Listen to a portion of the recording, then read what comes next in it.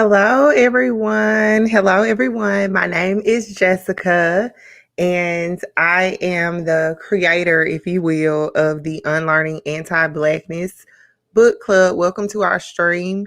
So, I am streaming right now on my personal YouTube channel, the Unlearning Anti-Blackness YouTube channel, and also our private Facebook group. Now, this is my first time using the group stream feature. So I'm not quite sure if it's actually showing there. It's showing on my end that it is, but when I go to the group, I can't see it. So okay, so so we have some people in the group saying that they can't see it.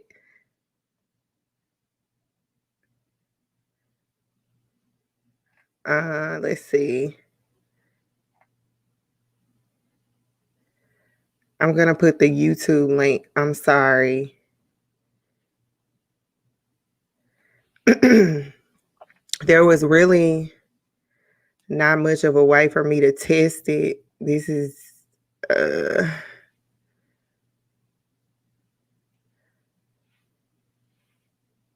so let's see here. Y'all just bear with me just a second. Okay. Oh, hey Tova, you found me on YouTube. Okay, I'm gonna just put the link. I don't know why it's doing this. I pay money for this software, so it should be working. But anyway, hopefully everybody will get to see it. I've been looking forward to today. Party over here, Bree. Party over here. I am looking forward to this discussion.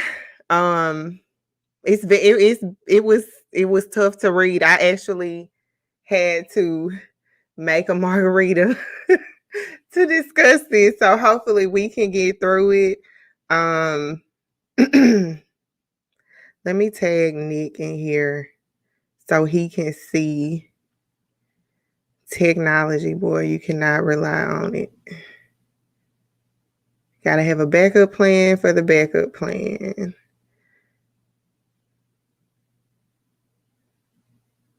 So hopefully Nick will see it. Let me just make a general post. If you can't see the live here in the group, here's the link for YouTube. All right. All right. Let's see.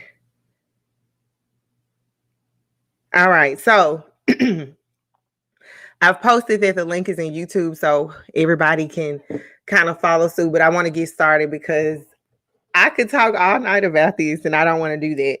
So welcome, welcome, welcome. We are discussing Jemar Tisby's best-selling book, The Color of Compromise. And tonight, I know we're supposed to be discussing chapters 4 and 5, but I actually want to go back a little bit into chapter 3. Excuse me. Let me take a sip. Please, if you have not already, give this video a thumbs up, like it, share it so that other people can see it. I think this is a very important topic. I mean, it's something that I have been just completely deep off in for the last year. And I think that anyone who is Christian, who is thinking about becoming a Christian,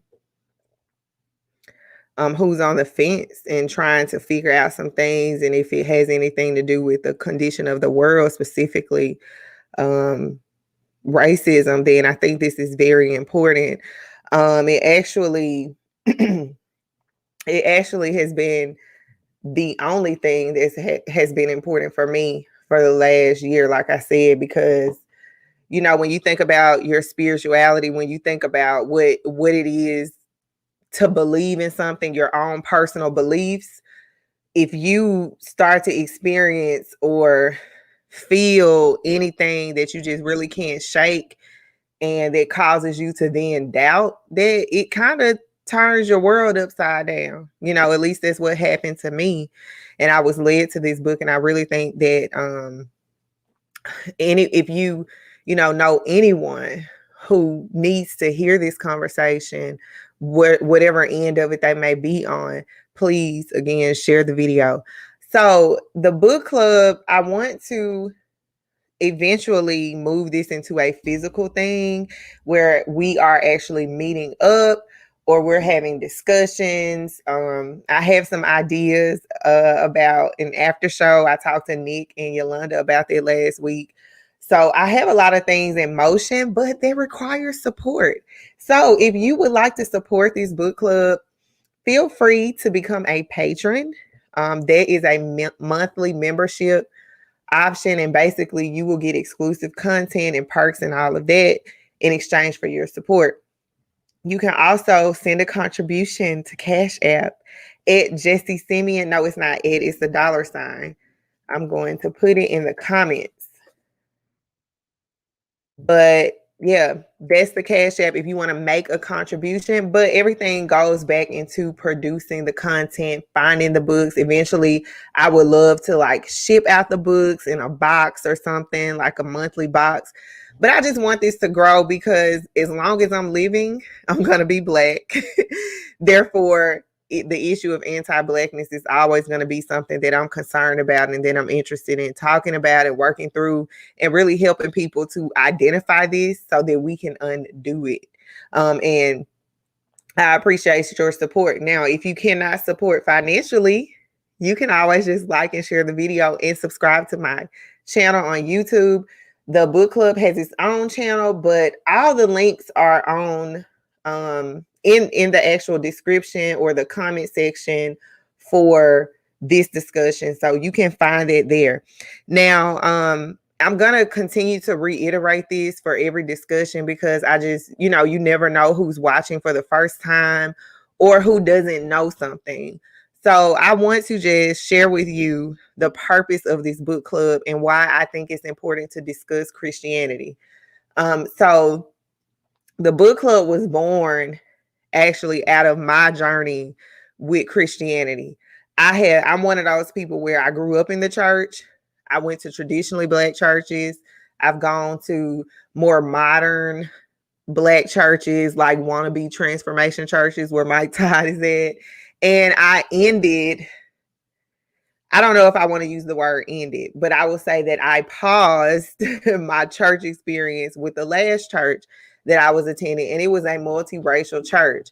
Now, the reason that I did that was because it was never about me having doubts about the faith itself, about Christianity itself. At that time, I had the questions that I think most people have. But for me, it was about the race. This being my first experience as a member of a multiracial church and not like a sit on the bench kind of member. I was really involved, and there were just always things that didn't sit right with me. And it came to a head the summer of 2020 when George Floyd was murdered, Breonna Taylor was murdered, Ahmaud Arbery was murdered, and the list goes on. And I would notice that the pastor would never explicitly talk about these things. Whenever there was a political topic, that if it ever ventured in that space, it was more, it was very general, like, no matter who you want to vote for, or, just these things where you really not clear, like, who is directed to, because you're like, I know they ain't talking about me because I'm on the right side. And then they're probably like, and I just found that to be, for me, more divisive. And if we are a multiracial church and we're trying to actually personify the vision of heaven, then it cannot be a superficial one, and we have to say what needs to be said regardless of who is offended by it, because it's true. And we have no problem doing that in other spaces. And so what I realized was, this is not, it's not just racism, because it does not happen to Asians. It's not happening to the Hispanics. It's not their issues. You know what I'm saying? It's when it comes to the Black community. So there means that there's an element of anti-Blackness. Now, why I feel like it's important to tie Christianity to that is because as Christians, if you are a Christian, if you are a former Christian, if you know anything about Christianity, Christians believe that Jesus is the only way. He's the truth and the life, that nobody comes to the Father, meaning you will not go to heaven if you don't come through Jesus. And when you think about it that way, and you think about the fact that America is a Christian country, that, you know, our money has "In God We Trust," that we had prayer in schools and all these, America is Christian. It's evangelical Christian. That's the American way. That's the American culture. So in my mind, you know, I'm thinking, well, if our God is the one true God, if our God is the one that we're trying to get everybody to see that they need to believe in, if our faith is the right way and our job is to bring people to the kingdom of Christ, then I need to do that for my people too. And I started my blog. I just felt like the Lord was calling me back to blogging, and I was right, but I thought it was about something else. And I noticed that Black people, my age group, I'm 33, Black people in my age group and younger just were not feeling Christianity. You know, I would talk about all these things, these great things like finding your purpose in life, and, you know, how to deal with life's lessons and how to keep going, all these things. And, you know, when you got to the Jesus part, people had an issue. And it was because of the racism. And if you look at it like, okay, our God is the one God, you know, we're the ones that we're on the right side. And America is a Christian country, then why do we have the problems that we have? And why are our Black Christians subjected to these things and have been for all these years? But we believe in God, and surely he would have done something by now. So it must not be him, it must be us. And so I felt like, let me do my part and let's break down the anti-Blackness. But along the way, I've noticed just so many things to where I'm not sure if I feel like Christianity has failed. And I'll share why, but I feel like it's important to discuss Christianity in this, because Christians, again, believe that Jesus Christ is the Messiah and the Savior, and every knee shall bow. Well, then, if that's the case, why do we not have that same belief that Jesus will work through us and work through this country? And if we believe it, then we will act on it and follow all the other principles. And I just saw that it was so much hypocrisy. And it wasn't just from a white Christian standpoint, it was also from Black Christians. And so I just felt like it's something here. And I found this book. I'm not going to continue going on that story, but I've talked about it in bits and pieces here or there. But I found The Color of Compromise, and I just was like, okay, thank you, God. Like, I knew it was divine that I came across this so that I could have, I guess, some backup, you know, like I felt validated when I found the book, because I know I'm not crazy. And so that's where the Christianity part comes in, because I feel like it's all related. I feel like the issues of the world, of society, they're all related and connected. And this is one of the huge connectors. And not only are Black Americans extremely religious. We're one of the data says that we're one of the most religious groups in the country. Then how do we continue to square up, for lack of a better word, how do we square up our reality with our faith? So it was just all these questions. Now, tonight's stream, I want to do something different because last week we kind of got off into other different conversations. So I want to have areas in the stream where I'll actually go through the questions. So at the end of each chapter, I will pause and kind of go through the comments and go through the questions and actually ask you all some questions. So if you have anything that you're thinking about, just put it in the chat, and so you don't forget. But I will revisit it once I'm done with that particular section. Now, again, we went off into side conversations last week that were not necessarily relevant to the book, but they were relevant to the discussion.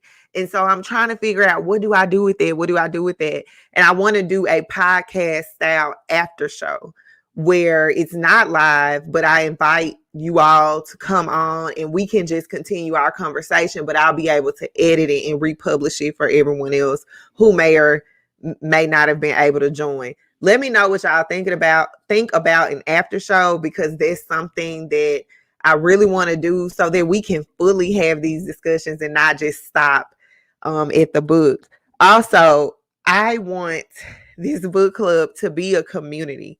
I want it to be very community oriented, community centered. So I will be asking you all to join me on these discussions. If you're not comfortable with a live format, we can actually pre-record it and I can premiere it as a live and we can interact in the comments. Y'all let me know what you think about that. Now, in order to do that, I would need you to be a member of the Facebook group so that we can communicate and share files and things like that. Now, there is not a co-host tonight, but I will be giving you all the link to call in. We will do that at the end of the stream. But I want to pick up where we left off in chapter 3. And I want to be more open about my true feelings on all of this and how just reading this book is making me feel. And I want to also kind of refocus the discussion so that we don't go, we don't go too far off in another direction. Okay, thank you, Bree, for the feedback. So yeah, let me know what you all think about the after show. So last week's recap. So from a discussion standpoint, we left off with a conversation about the vision of heaven. And Nick actually brought that up. He brought up the vision of heaven and how it includes all people. I have pages of notes, y'all, by the way. So if you don't judge me for having to look down. So he brought up that the vision of heaven. First of all, have you all ever heard that phrase? This was something that I never heard till I was at a multiracial church, by the way. But he talked about the vision of heaven including all people, and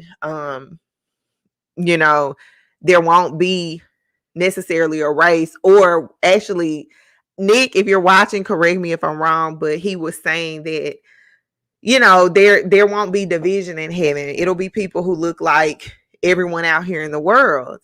And so I wanted to kind of talk a little bit about that because I don't know how y'all gonna take what I'm about to say, but this is an honest, safe space. Now, first, we can't be sure.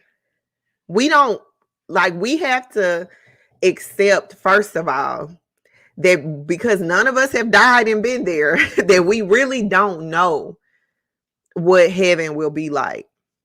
Now, that's not to say that I believe there will be division of races and things like that. I'm just saying, let's just put it out there. Let's just put it out there that we don't know. We don't know what heaven looks like. That's an assumption. But let's assume that that is what it will be like. Let's assume that that is in fact a vision of heaven. It does, in my opinion, go with the belief or go with the fact that race is made up.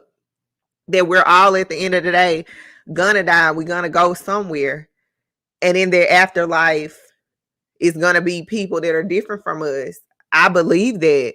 But you have to also look at how even saying that the phrase in itself is not hypocrisy, but we have to look at and respect other cultures. And I wish that Tony was here because we talk about this all the time and how, what about the people in India? What about Africans? What about people in other areas of the world who don't believe in Christianity, that they ascribe to religions that are culturally relevant to them? You're referring to them, but at the same time saying that it's the Christian vision of heaven. I hope I'm kind of like being clear about what I'm trying to say. It's just that it's unreasonable to think that heaven is only a place for Christians, and their belief and the way that that has been framed and that has been taught, in my opinion, reflects the white supremacist element of Christianity, in that we are the ones that are right. That totally discounts other cultures and what they believe in. And then it's like, well, you got to be part of ours because we really care about, you going to heaven. So you got to be a Christian and we got to convert you. That's the same type of thing that we're seeing here with what happened with Africans and slavery and Christians permitting and allowing racism to thrive. So I just thought that was interesting. I hope y'all follow me with that. But I thought it was really interesting. And so as we continue to read, as we continue to discuss, I want you, and I challenge you to be as objective as you can reasonably be, so that we can fully explore that, that we can fully explore Christianity and just go on a human to human level and not focus on trying to, I don't know the word, but it's like whenever I would have these conversations with people, they would steer it back to something that the Bible would say, or they would steer it back to almost like not being able to engage in a real conversation because it's like you're trying to convince me of something that I've already, kind of thought about because you're trying to stay in this space, and I want us to just go a little bit further. I hope that makes sense. Now, Tisby is a Christian. Jemar Tisby is a Christian. By the way, he retweeted our book club flyer today. So hopefully, I have been tagging him and everything. So hopefully we'll get to actually talk to him during a discussion. But he's a Christian, so he's writing this for Christians. So that's one thing we have to realize when we're reading the book. And he's writing it for white evangelical Christians at that. That is the primary audience for this book. And so that he doesn't go into context as much as I would like him to, because he's holding back because of the fact that he's a Christian. Does that make sense? I hope that makes sense what I'm saying. He's not giving, it's not a history book per se. It's a book about history under the lens of the Christian religion. Therefore it's some things that are left out that don't necessarily have to be there, but the things that are left out kind of hurts the ability to put the conversation in perspective like it should be. So I'm going to be pulling from Stamped from the Beginning, which was the first book club selection that I read for a year. That was the first book. So you can go back to my channel on YouTube and actually see some of those discussions. And I talk about Christianity a lot because, again, it's all connected to American history. So, for example, I'm going to just say this. I feel like this. If you're going to tell the truth about something, you have to tell all of it. And like I said last week, he's putting it very lightly in the book, and he's not going into the why as much, and the why matters. The why matters. So one thing you'll notice on page 36 in the book,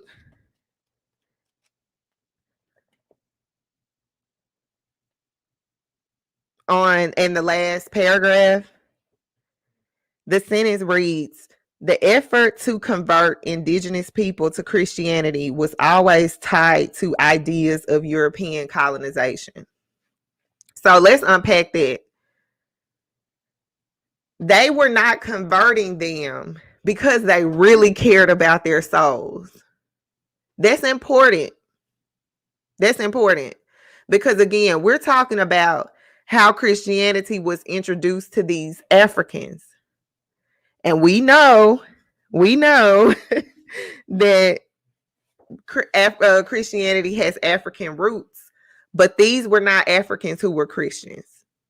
Okay, so that is something different. I want us to focus on how it was introduced to these Africans, because remember, if these Africans were Christians, they would not need to be converted. They may have decided that they may have been exposed to Christianity. I don't know that, but they were not Christians. So this is their introduction to Christianity. So going back to that sentence, the effort to convert indigenous people to Christianity was always tied to ideas of European colonization. And that, to me, is the whole issue with where we are today. That's the issue, because there was a motive behind the conversions that didn't have anything to do with their souls. The root of American Christianity is rotten. The root of it is rotten. It don't take us long to figure out that the root is rotten. That's apparent because of the things that were happening. But here it is. The book history shows us that they were converting the slaves because it was in their best interest from an economic perspective. And that is very key. So how do you make something your own that really was used as a weapon? It was used as a weapon. Now, again, it's going to sound like I'm beating up on Christianity, and I am. And I'm saying this as a person who has identified with Christianity. I've never practiced another religion, and I still practice Christianity, but not the way I've been taught. I have developed my own way of practicing it that I feel in my heart is closest to what I believe God speaks to me about this whole religion, spiritual thing in life. So I am going to beat up on it because it deserves it. And all of us who have identified with Christianity at some point, we have to come to terms with it. And we have to be able to take the heat. We have to be able to take the heat because, right, if God is who we say he is, he can handle it. All this will be redeemed, but it's not being truthful and honest has gotten us nowhere. It ain't got us anywhere. And I'm quite frankly tired of playing about it. I'm tired of seeing people Sunday after Sunday playing about it. That how can a group of people in America from the moment before Black people arrived in America were doing evil, rotten stuff? How did that happen? How have we allowed that to happen? And that's the whole thesis of the book. So we can't I just want y'all to be open to that and not kind of feel a way about the critiques, because they have to happen. They just have to. It is what it is. Acting like it don't exist is not going to help. And that's what that's how we've been conditioned to be. And you have to wonder where that comes from. Now, I'm of the belief that white supremacy is an evil spirit. I believe that. I believe it's satanic. And racism and white supremacy, all of that. Racism is white supremacy. Let's just put it out there. Nick, I bet you do. I bet you do. But I believe it's an evil spirit. Why I believe that is because it's global. It's global. Black people everywhere, even in Africa, is still colonized to this day. It's a spirit. And it would make sense that the spirit invades the church, because it can only do so through vessels. It's rotten from the start, period. I want to recommend our last book the book club book, Stand from the Beginning. And I want to touch on just a couple quotes from that book, because the focus of that book, like I said, was on racist ideas itself, not so much Christianity, even though it played a part in it. And it tells the story of how Christians converted enslaved Africans because it made them better slaves. This, again, if it wasn't economics, it was about obedience. So here's one of the quotes from Stand from the Beginning. And it says, "Indeed, Christianity would only make slaves more docile.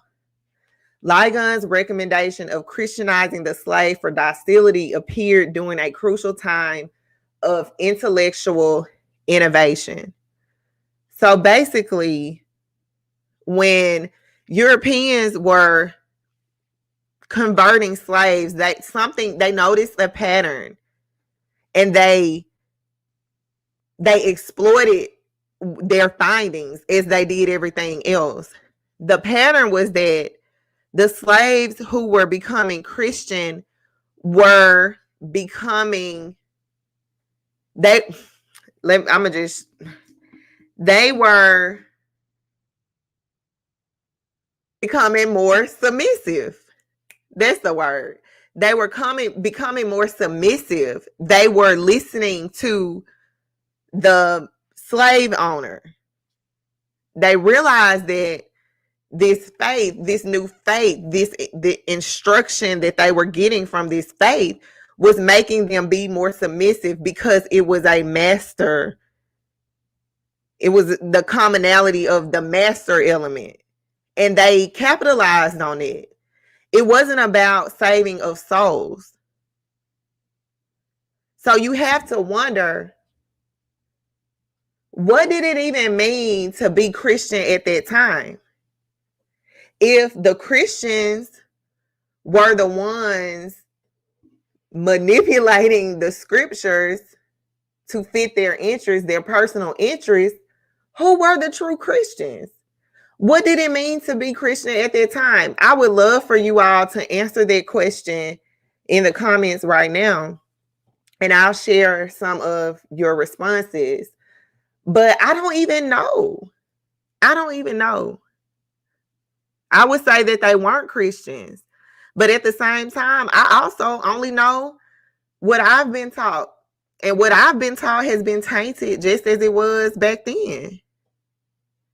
So what does it really mean? I'm interested in hearing some of your responses. And I agree with Bree. It is a mind fuck, excuse my language. So this is something that comes up a lot. If they are trying to distort it, again, it happens. It still happens. So the implications of it are still here. Again, what does it mean? What did it mean to be Christian then? Because them converting them sharing the scriptures did not make them good people. Because at the same time, they're the ones enslaving them. So I'm interested to know what do you all think about that? What does it mean?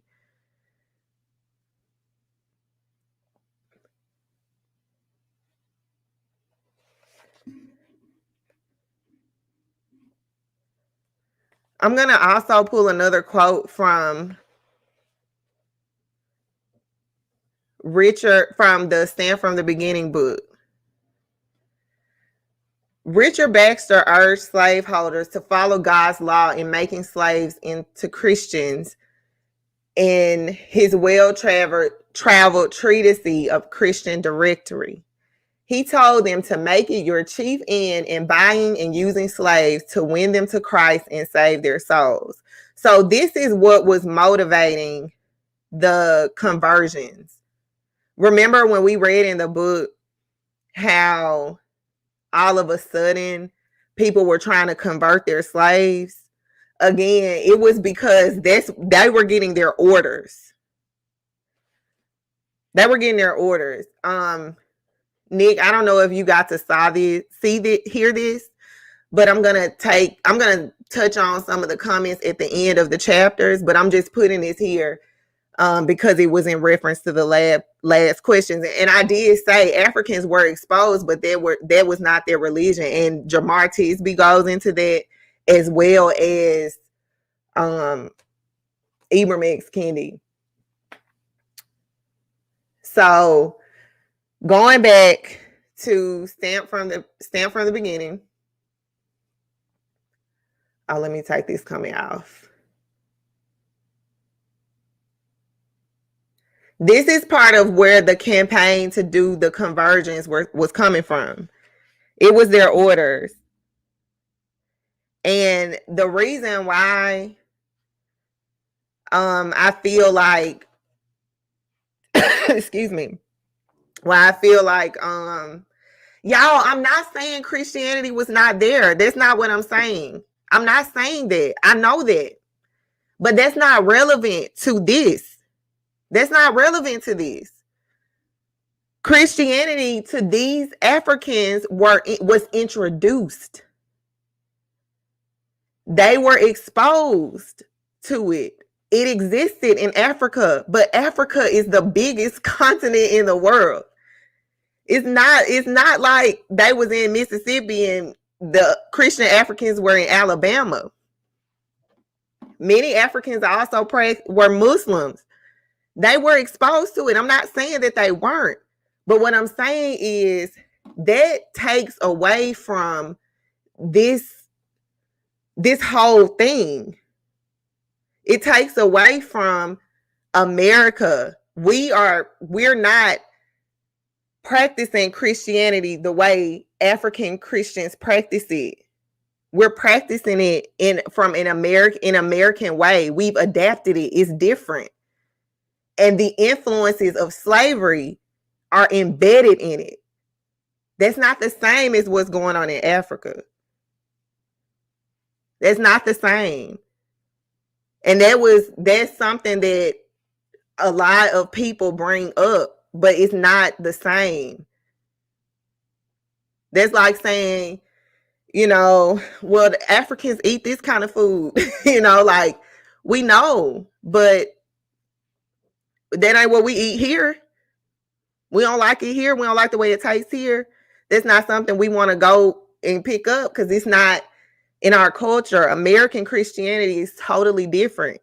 And I said this last week, we don't even use the same Bibles. We don't even use the same Bible. Okay, so that I just want us to we got that. That's not this. We're talking about how it's relevant to us. And if we want to redeem Christianity, we got to do better than it was in Africa. That's not, they don't do nothing. They don't do nothing because we talk about racism being made, race being a social construct, something that needs to be undone. You cannot undo it without asking all the questions and turning over everything. And that's what we're supposed to do according to scripture. We're supposed to ask these questions. We're supposed to be truth seekers, truth tellers. And you have to tell all of it. And you have to also just be honest. Be honest. And again, it's failed. It's failed. Because even then you can say, well, how did we get sold? How did our Christian Africans allow that to happen? And why they never came back for us? We can go, we can go on further with it. So I just want us to stay focused on American Christianity and conversions, because that is literally how the slaves became Christians. They didn't come here practicing that.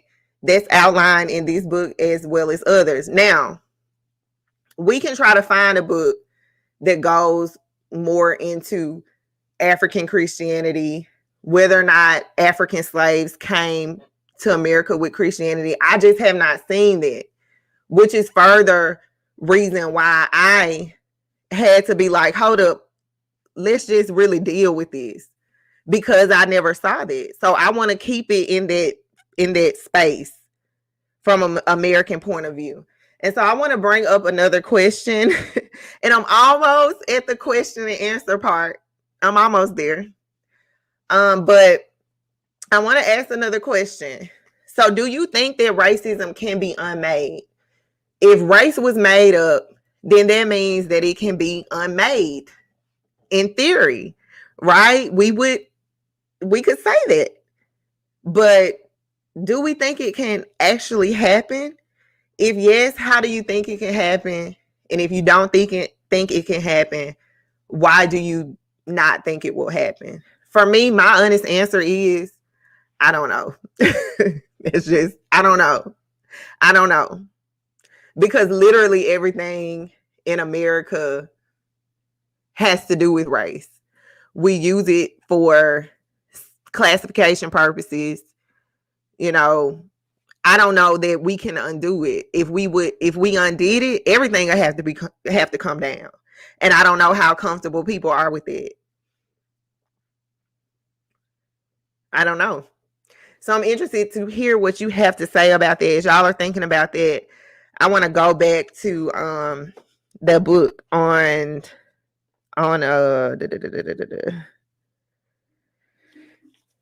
let's see. I'm gonna find my page.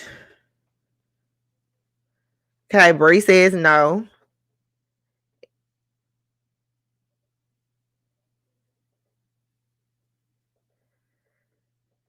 I hear you, Yolanda. I hear you.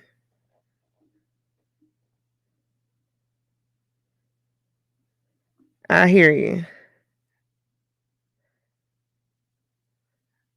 So I'm going to assume that we don't have any answers for this.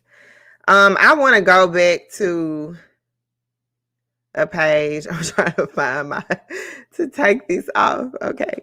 I want to go back to something.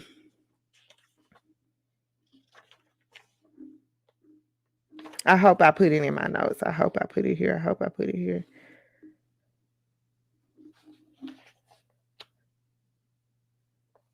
Page 39. Let me see. Oh, we got more comments. Okay. So I'm assuming this is to the racism question. Can racism be unmade? Yolanda says she does not think so, but she feels that the system can be dismantled. Nick says he does. How, Nick? How do you think so? Or do you know yet?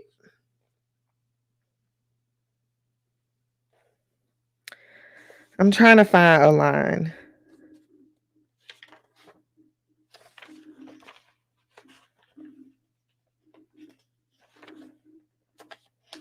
Because in the book, I can't find exactly where it was. But I got to find it so I can point y'all to it. So Tova, watching from YouTube, she says in reference to the question of racism being unmade, she says probably not. I mean, one can try to undo it, but it's so ingrained in how you were brought up in the culture that it probably can't go away 100%. I think one can have racist beliefs and not realize. Absolutely. And see, this is the thing. A lot of folks, like, a lot of people think that racist beliefs are limited to white people. Black people have racist beliefs. Racism is a belief. People define it as power, but I think the white supremacy is the power element. Racism is a belief. You don't have to have power to believe that one race is superior to another. You don't have to even, like Tova pointed out, you don't even have to know that you think one race is superior to another. It can be shown through your actions and through the things that you say and the positions that you take on certain things. So I don't know how that can be undone. Because Nick says that in a perfect world, but how it is now, probably not. And we have Christians in part to thank for that, right? Christians, black people, white people, we could have been dealt with this. He said it would take generations on generations. And at the same time, as we're trying to dismantle this, as we're trying to dismantle this, there are more racists being grown up, you know?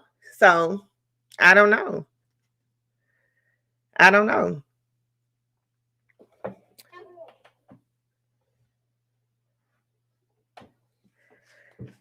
So I'm gonna find this, but I don't want to move forward till I find this because I have to cite it.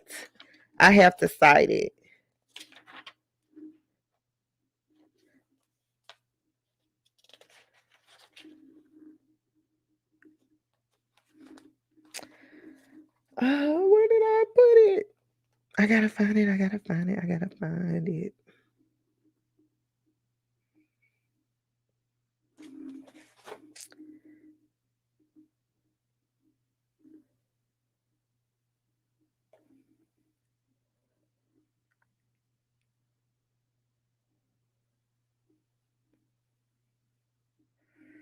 Anyway, there's a part in the book where he talks about there being few converts.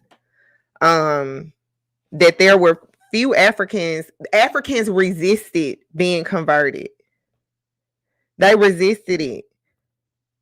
And then you have to think, or you have to wonder, if they're slaves and their master is trying to convert them, what choice do they really have? What choice do they have?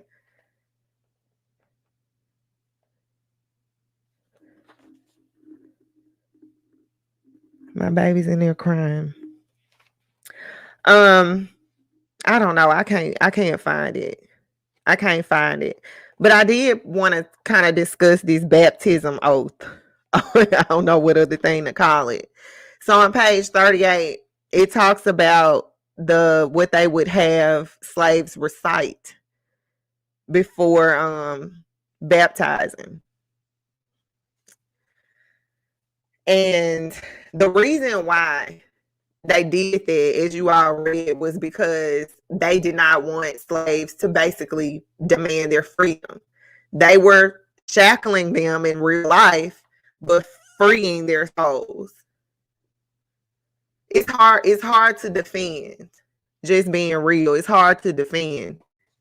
What do y'all think about that? Do you think that as Christians, you all are most of us are Christians watching this? Tova, this wouldn't have applied to you, but you may have said it to someone else.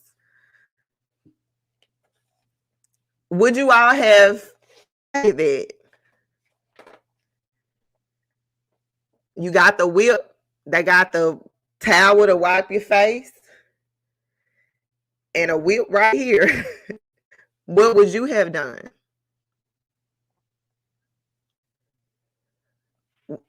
Would you want that, God? Would you, like, let's just kind of talk it through, because this has been rough. It's rough. It's been rough. So I'm gonna pause right here and take on. I'm gonna take one call in. I don't want to do that yet. No, I can't do that yet. But if you have questions, I'm gonna pause. Now's the time. We've been on here an hour. We got 30 minutes to go. I'm gonna go back. Or was it in a spirit of fear? That's a real question. We don't know. We don't know. Oh, and let's not forget, Stamp from the beginning talked about the campaign that went along with these conversions of the white Jesus and why they made Jesus white. So I encourage you to read the book. I cannot remember this page, and I didn't mark it in my notes, but going on to chapter 3, there were few conversions initially because the Africans preferred their own faith. And that proves my point that this is what Tisby wrote. This ain't Jessica making it up, because y'all on me about that African stuff. This ain't me making it up. He writes that Africans preferred their own faith. So what started to happen was the campaign started to amp up. The campaign, because remember, this ain't about souls. This ain't about them getting to heaven. This ain't about oneness. This is about, I need y'all to do what we want you to do. I need y'all to be slaves, stay slaves. But these folks from, the British people telling us we got to convert y'all, because that's what their mission on. They doing all these missions, so we got to convert y'all. But if I convert you, I'm scared you're going to ask for your freedom. This was not about, this wasn't about what the gospel is. So does that mean Africans were trying to find the real meaning, or were they going along with it? Hence how we got here today. And we still have Black preachers afraid to say the truth in the pulpit. They're afraid to get canceled. We have Lecrae sitting across a white pastor who said slavery was a blessing. So how do we deal with that? We're going to get to that, Bree. We getting there. So this wasn't about saving of souls. So what did it mean to be Christian at this time that you're seeing other people? You're seeing people do this. Remember, y'all the one that know the gospel, not us. So we're taking it from you. We as in Black people. I always say we. When I'm talking about the enslaved Africans, I'm just going to say we because I'm Black. But we're getting it from you. So if you're interpreting the gospel, that means we're getting a tarnished version. How can we be sure what we're getting now is not tarnished? How can we be sure how can we be sure? We can have leaders, but you also have to think about the beliefs that those leaders have. And this is how it's all connected to politics. How many of us was loved that Obama was elected president? Obama was not, he was hostile to the Black community. I hated to come to that realization, but he is. You see that Joe Biden was the first president to go to Tulsa and we had a black president. So your leaders don't necessarily mean because they look like you, don't mean that they're telling you the actual truth. And so, yes, you should read and study for yourself. And that is actually what empowered the slaves at that time. That they were interpreting it completely different. But here's the thing. If we're talking about the vision of heaven and how we all should be on the same page, what do you say about the division? What do you say about the conditions of society? A society that is made up largely of Christians in what they identify with, not necessarily how they living out. These slaves couldn't read. So they're being told the gospel. And then as time went on, is that no, ma'am. No, ma'am. He wasn't afraid. He said he wasn't going to do it. No. And even if he was pushing for black people, when would black people get their opportunity if not a black president? That's the same talking points. Anything that is exclusively for black people is a problem. That goes back to this, y'all. This is why. If he was afraid, why? Because you hold the racist beliefs. You cannot be pro your community and afraid. Just like it wasn't easy to have a book discussion to talk about these things and reveal my feelings, reveal my journey, but you can't really be afraid.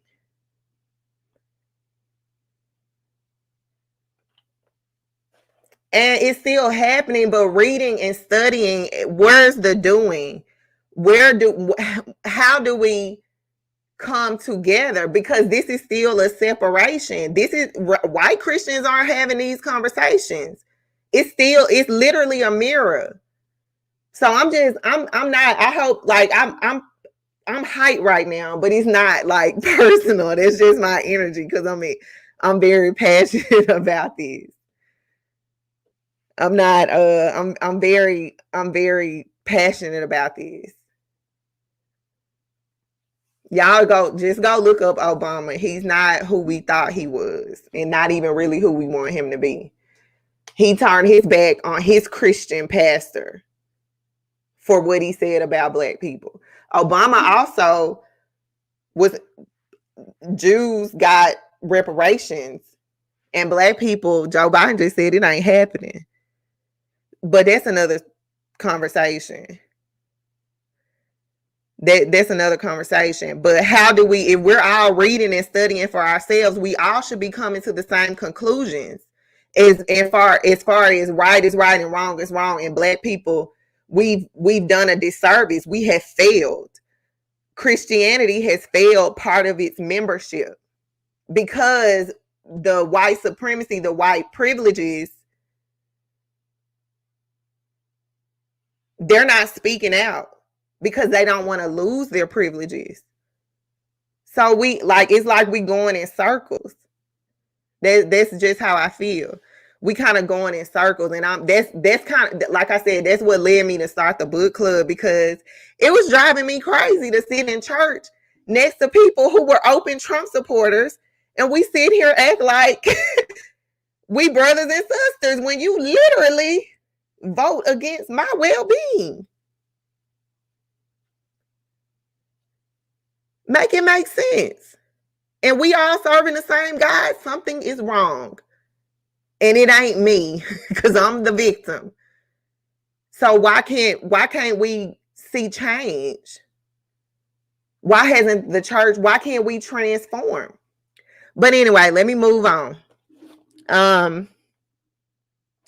Page 44.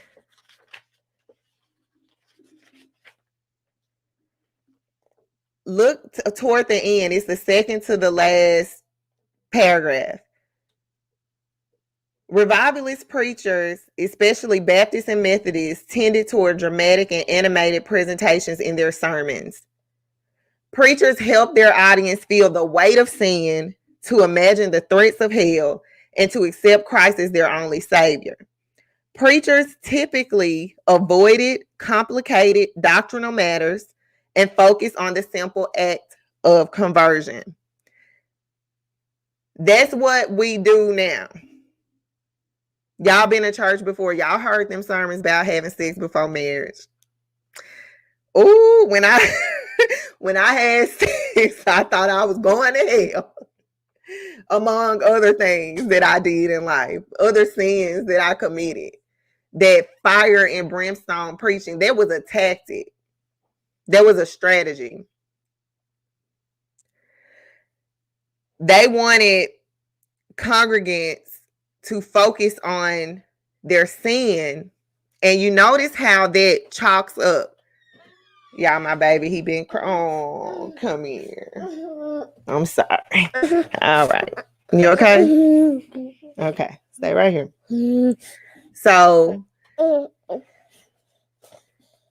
they did the fire and brimstone preaching, focusing on the sin because they wanted them to be obedient. So if you are not being obedient in your earthly life, you are sinning. You're going against your master. And that will result in a punishment. So even the sermons were tampered with. So you have a group of people, and let's just put this again into context. You have a group of people who are tortured, forced to work fields. You strip them of their identity. You separate them from their families. You take their religion from them that they had and give them something new. Could you imagine the trauma?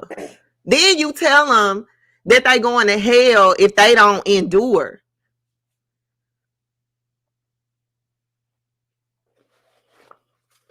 Could you imagine the impact? And that's why I keep saying that's important, because we are part of the impact. And I want to share with y'all another book that I recommend that you read. And this is by Dr. Joy DeGruy, and it's called Post-Traumatic Slave Syndrome. And the book goes into detail about the mental toll, the mental impact, the generational traumas of slavery, and how those have been inherited. We are the ones who inherited that. You know, you've heard mental health experts talk about this before, that trauma is inherited. Just like everything is passed down. So then if you look at that parent is saying, you obey this master. They're gonna tell their child to obey that their child to obey that master. It's just gonna keep going.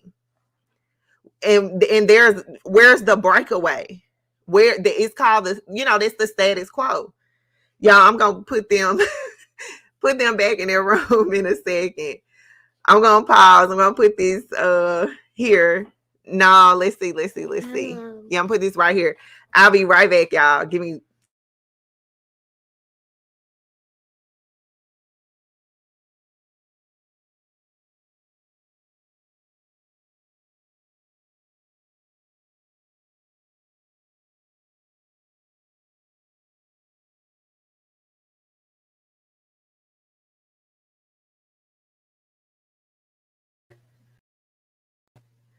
Okay, y'all. I'm back. Mom life. Mom life. Okay, yeah, but I recommend you reading that book. Because this is passed down. Basically, what I'm saying is how many things that you can think of that. No, I'll do it like this. We bought the culture tags game, and religion is such a part of Black culture that there's this whole category of the game just for religion. And it's all these sayings that we say. Where do we get that from? It's passed down. So we're getting a passed down version. We're getting a passed down version of Christianity, even from our ancestors. The concept of upliftsuasion that's talked about and stand from the beginning. That whole concept of Black excellence. Black excellence is racist. And it's not. It don't seem like it on the surface. But Black excellence suggests that I have to be excellent for you to praise me. What about the Black people that didn't go to college? What about the Black people that don't make six figures? The whole concept of black excellence is still division. It's separating. And that comes from upliftsuasion. Upliftsuasion is the concept of basically what would happen to Black people. Yes, I'm talking about the Black elites. Those Black elites where they really not elite when it comes to white people. And that's the whole point. Y'all still don't have nothing, but you think you do.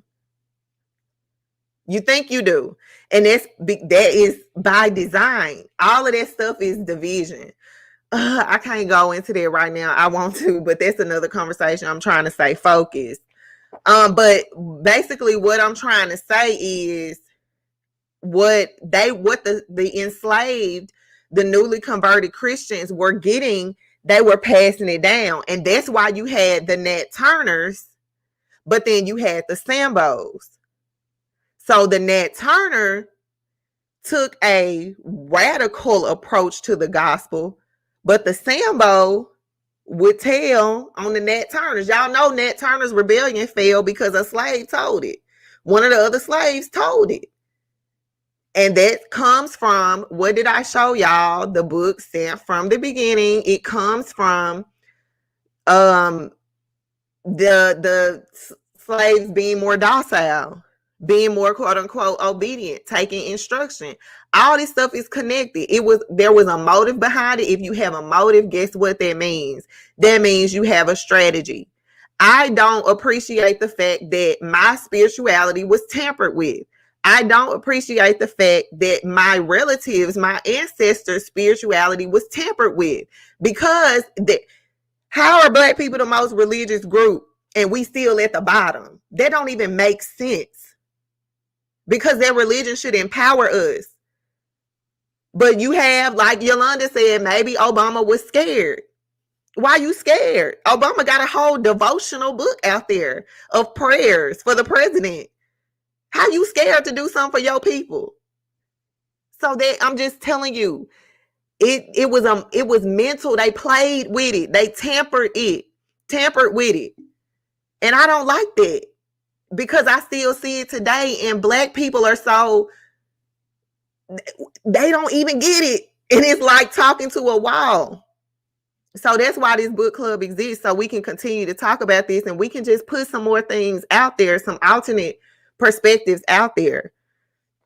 And then let's talk about the Negro Act of the Negro Act of 1740.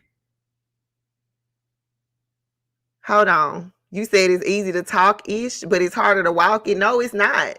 Not when you truly believe what you believe in. It ain't hard. It's not hard at all. Because let me tell you something. When Tova is my witness,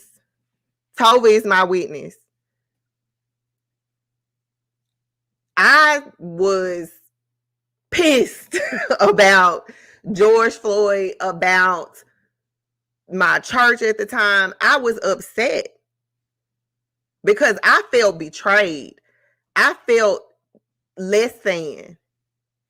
It was the first time in my life I really felt that in church, coming from a different perspective, not from, oh, you sinning and can't get it right. Okay, I'm gonna leave it there. That's enough. I'm gonna leave it there. When you ain't about that life, it is. But I like, okay. Negro Act of 1740.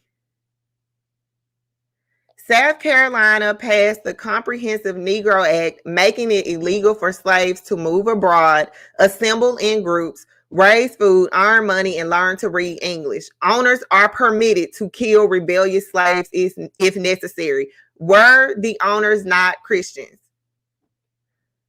So they were allowed to kill because a slave wanted to be free. A slave wanted to be in a group. And that's what I want y'all to understand.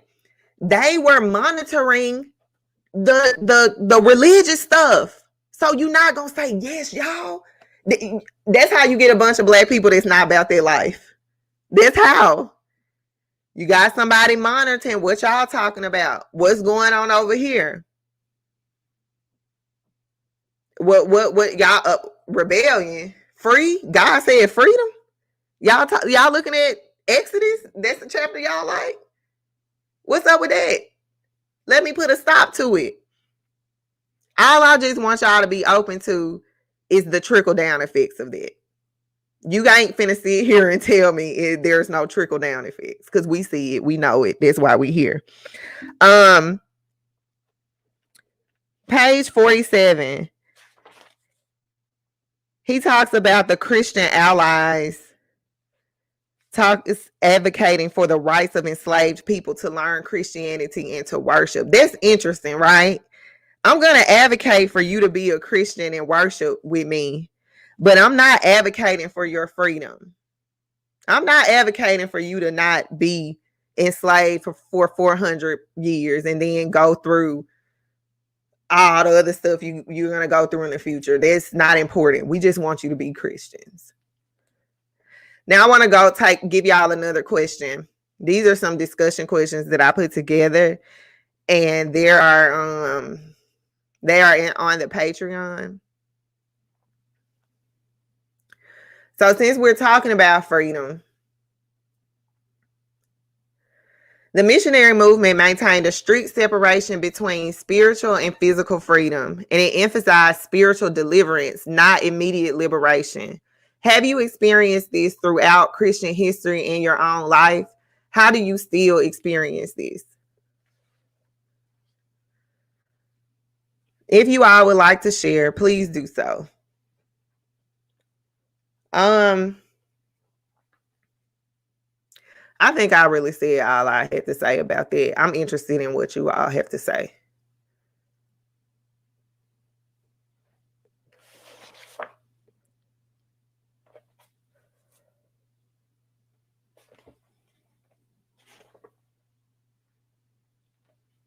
And I think it's notable that this chapter, I'm still in chapter 3, but I'm not gonna go all the way to 5. I'm gonna be done soon, y'all. I promise. I told y'all I could talk a long time about this, but this chapter actually inadvertently makes a case for reparations because it stressed how it all was economic. There is no America without slavery. There is no America as we know it without slavery. And now I'm not talking about what it's like to live in America. I'm talking about America being wealthy, America being at the top. There's none of that without slavery. That was the whole point of slavery. They was trying to get free.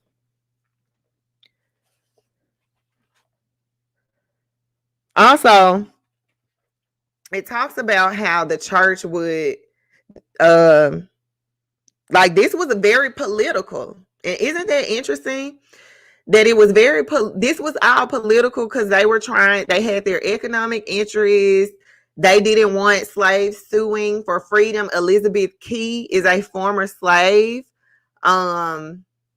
She sued and she won her freedom. And that really set slave owners, that set them off. And that's where all these rules and the politics of it came into play. So I want to pose another question.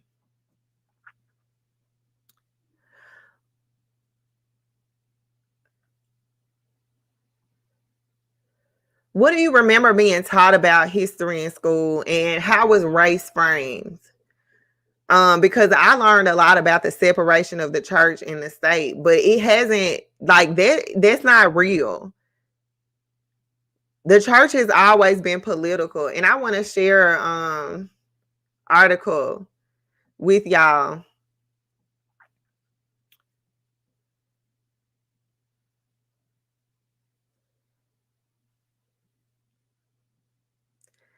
Evangelicals trump and how politics shapes religion, not the other way around. So again, it's tampered with still.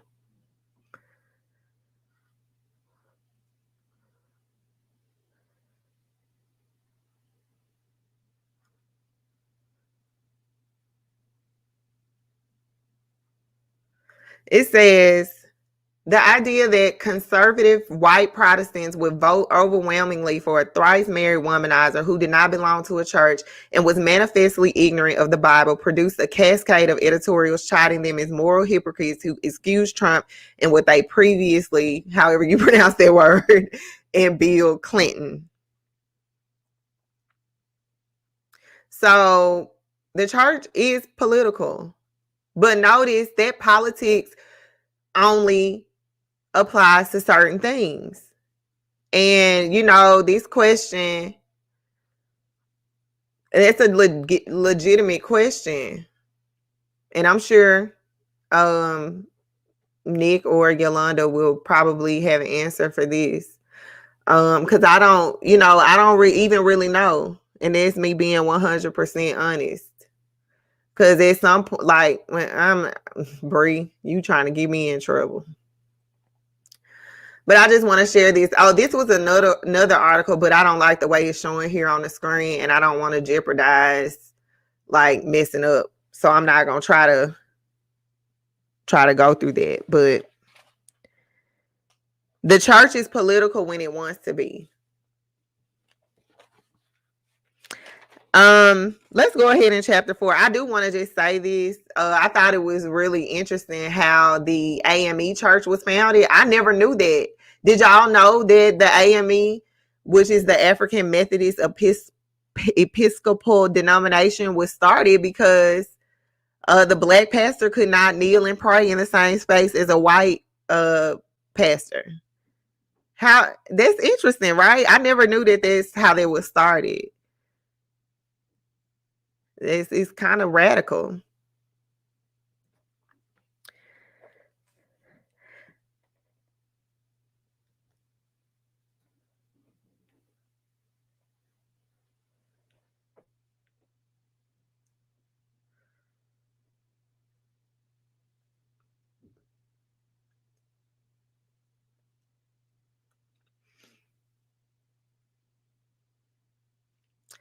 I think church frames politics, but it has never worked in our favor. And why? I was thinking the same thing. I just couldn't believe that story. I couldn't believe it. I couldn't believe that. And then look at this. Look at the church, Dylan Roof, when he shot up the AME church. Y'all remember that? And he walked out and they took him to Burger King after he massacred 9 people in church. He sat up in there. Y'all, I don't know what we're going to do. I don't know what we're going to do. Now, going into chapter 4, and I'm about to wrap it up. I know we've been on here for a long time. But chapter 4 was very, very tough to read. I found myself like just full of pain, full of anger, full of heartache. Like I done cried 2-3 times. I called my sister early today crying because of just thinking about the pregnant slaves. And I look at my own journey in Christianity as a child. And I realized that I never really had a choice, that I always believed it because that's what everyone around me believed, but I didn't make a conscious decision. And that's just what it is. I didn't make a conscious decision. I wasn't given any other options, and as an adult, I stayed with Christianity because of my, things that I've been through. But I think that, like, lately though, I have also had to come to terms with things that I've done in the name of Christ and Christianity that were not cool. Like, that were like the very people that, we talked about. And I've really been grappling with my faith. Like, it's just been something that I have struggled with. Not necessarily not the belief aspect of it, but more so, I don't know how to say this. I don't know how to say this, but it was saying, okay, I say it like this. When I was at my last church and I brought up my grievances about the way I felt the church was whitewashed and, just different things that I had experienced and noticed. And a lot of my relationships changed. I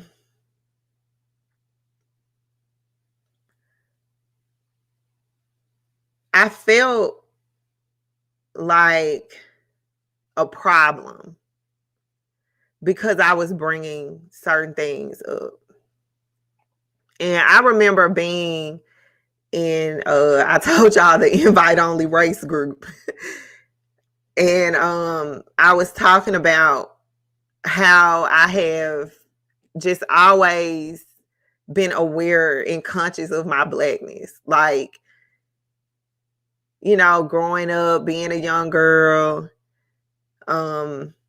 being told how to conduct myself, just different things I heard in church, being a woman, being a Black person on top of everything though, and how just wondering, like, why God, like, why my people?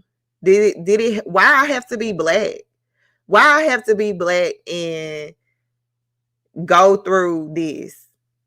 Like, it's like a prison to be in Black skin sometimes. That don't mean I don't love being Black. I love being Black. I love everything about being Black, but I do not love the oppression. I do not love the fact that that was the card I was dealt, and so many others that look like me. So many of you watching, whether you're watching live or you're watching the replay. The fact of the matter is, we're part of the group that has been oppressed. And since our oppression in America, we have served God and we have identified with this religion, and we haven't been successful. When you look at, and this is what I was sharing with the pastors, like, there's a spiritual life, but that doesn't take away from the real life, the existence. If my spiritual life and where I end up depends on how I navigate my earthly life, that's hard to, it's hard for me to accept being in the bottom caste when a nigga just want to be equal. I just want to be equal. I want to be treated equal. I want my people to be treated equal. I want my children to have a chance. I'm fueled for this because I want a better world for them. And I just think about how many people before me, how many people before us who had these same prayers. And I'll be lying if I told y'all, I feel like God, have you heard us? What are we waiting on? How much? 400 plus years. Why us? What is going on? Where are you? And then in the group, I kind of expressed that. And one of the white guys in the group told me, Jessica, it sounds like you're trying to do something that God should be doing. And it really pissed me off. Because to me, it was slightly dismissive, really kind of dismissive to my actual reality. But do you not think that's what I've prayed for all my life? Do you think I'm just living life with this burden, trying to fix it? You really think I ain't talked to God about it?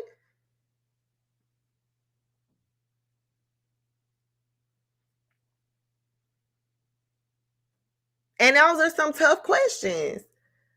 There was tension between me and God for a very long time because of this. I couldn't even pray. I really just got back to a point where I can pray.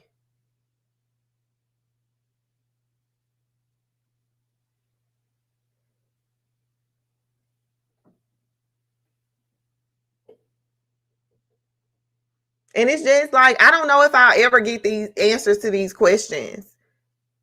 And it's really frustrating because ain't none of this been good enough.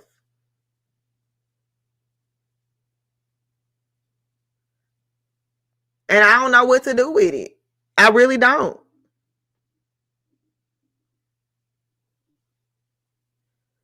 I'm torn between, if you look in the book of how Tisby, he talks about slaves making Christianity their own.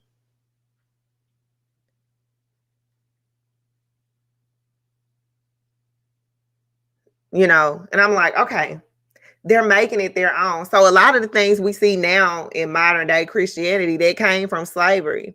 Some of the different practices. And it's especially apparent in Black churches. If you've ever been to one, for those of you who are not Black, if you've ever been to a traditionally Black church, it's a totally different experience. Totally different experience. But I'm torn between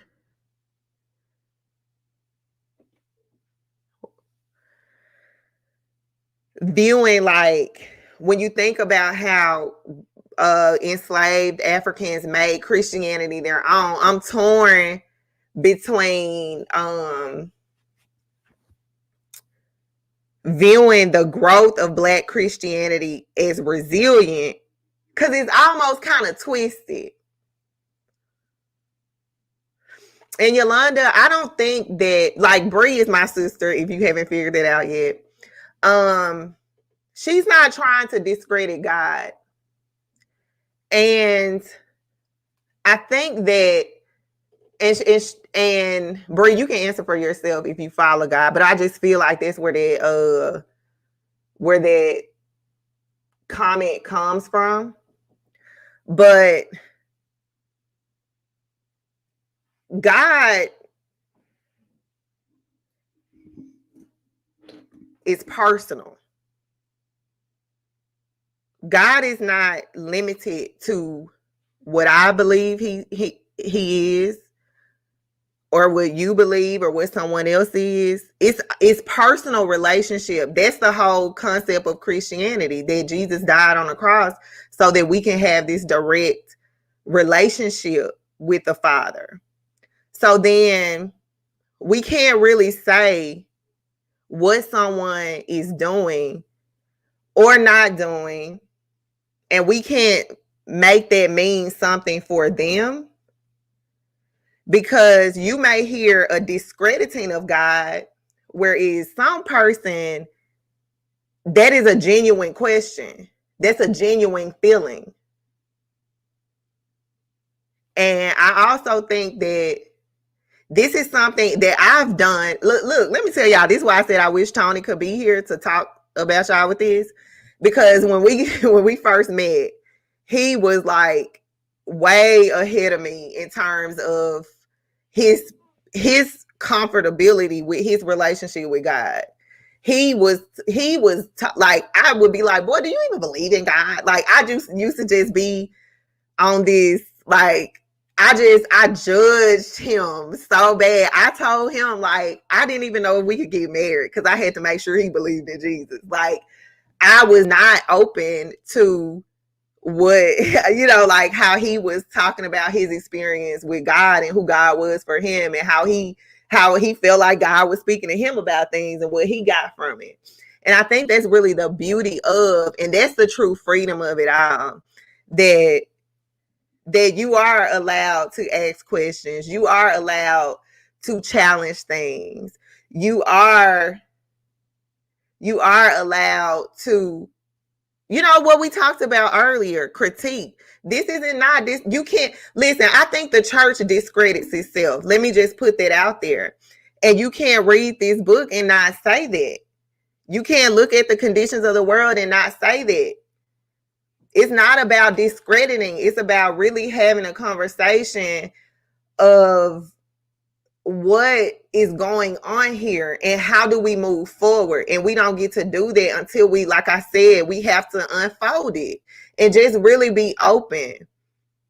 Just really be open to the different ways people interpret it. Again, when I came back on the scene, I don't know if y'all know, but I used to blog. Like I've been a professional blogger since 2012. I quit.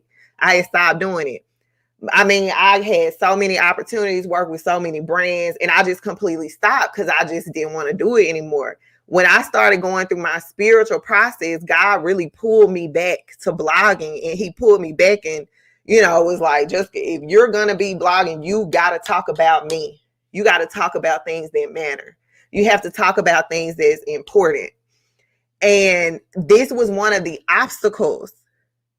And that's what I brought, to the pastors when we started first talking about this book, that this aspect, this history of Christianity is very difficult for people to get past. And they usually hit walls. So I'm being a courageous Christian and putting this out here. And I have been able to understand it after all this time, because now I'm having certain questions, and it's not about abandoning God. It's not about any of that, but it's about, if we're talking about we need to have people in the kingdom and the end is near and every knee shall bow, and you don't want to be on the wrong side. We got to get them there. And this is part of the getting them there, that you have to deal with their issues. That's what it's all about. And we can't, like, if it ain't going in a direction that we feel like it needs to go, or if it makes us uncomfortable, that's what it's supposed to do. Because what comfort gets you? This. Comfort gets you lynched by your brothers and sisters in Christ, that it was a ritual. It gets you killed because you left your master, because you wanted freedom for your own body and your own life. This is a real issue. And it happens today in other forms for different people in the church, whether it's members of the LGBT community, whoever. That's one that a lot of people have an issue with too. A lot of people, that ain't my lane, but a lot of people have an issue with Christianity for that reason. And the whole point is, we got to turn the table over. And it's ugly under there. But I try to not to go in the direction of saying that you're, saying that, assuming that someone doesn't follow God, or that they're trying to discredit God in the church. I think that the book and the history does that on its own without saying it. And we just, as Christians, we deserve the heat. The religion as a whole deserves the heat. It's if it don't, then none of this matters. We can I'll cut the stream off, go put Mason and them in the bed right now, because it don't matter if it is not deserved. And I hope that people can see the heart behind this, and the heart behind this is to truly do something about it. because it's for 400 plus years. No other group. No. No, that's unfair to say. That's unfair to say. You cannot say that. You cannot say that someone is not in a true relationship with God because it baffles them. You can't say that. If anything, that's what baffles it. You gotta feel that. How can you have a passion for a faith and you feel you are in this real life dealing with this stuff? That's baffling. It is baffling to me that this happened on Christians' watch. That's baffling. And it's because of my relationship with God, actually. So I don't really like that. Because it's not an in or out. It's not that easy. Because we're talking about a faith, a belief system that we're our final resting place spiritually is contingent upon our understanding. I'm not saying that you can, humans have human, but that matters. That matters. You cannot just leave it there. That's not good enough. That's like saying, that's like white people who don't believe in reparations. My people didn't do it. So that's what they did it. What you want me to do about it? That's the same thing. And that's why I ask, can you even take it out at this point? Can you even take it out? I don't know. But that's what we're here to find out. And that's what we're here to do. But we got to be real about it to do that. We got to be real about it to do that. So, in wrapping up, I'm about to wrap up. I'm going to just ask some of the questions that I prepared. So, as we pause and prepare to end, let the weight of the church's passive and active support of racism sit with you.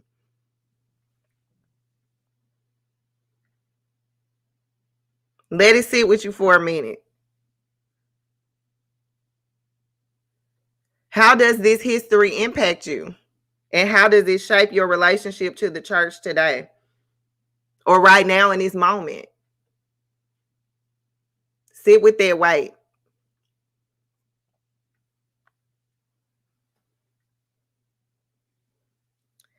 And I'll go ahead and answer.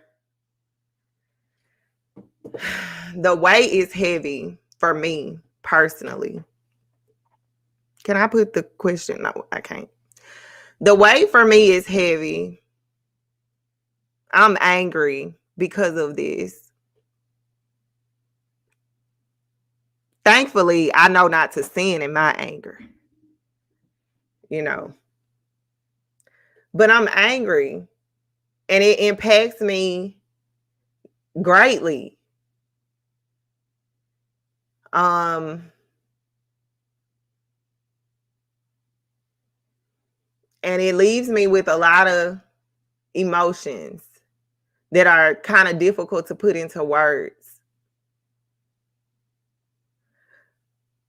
But I remain committed to figuring this thing out as much as I can. I remain committed to my faith and what I believe in as a Christian.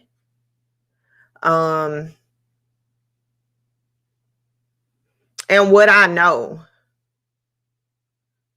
because believing is different from knowing.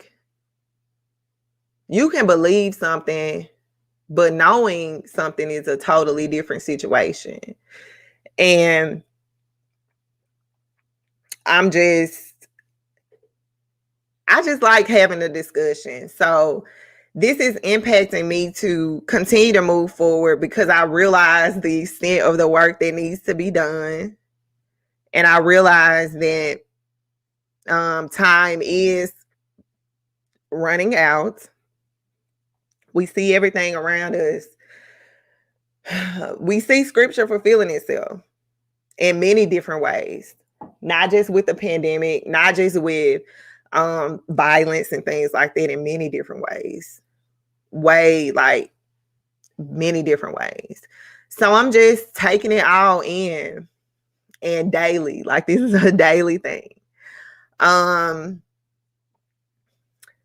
So yeah, share your answers if you care to, if you want to. So I have another question.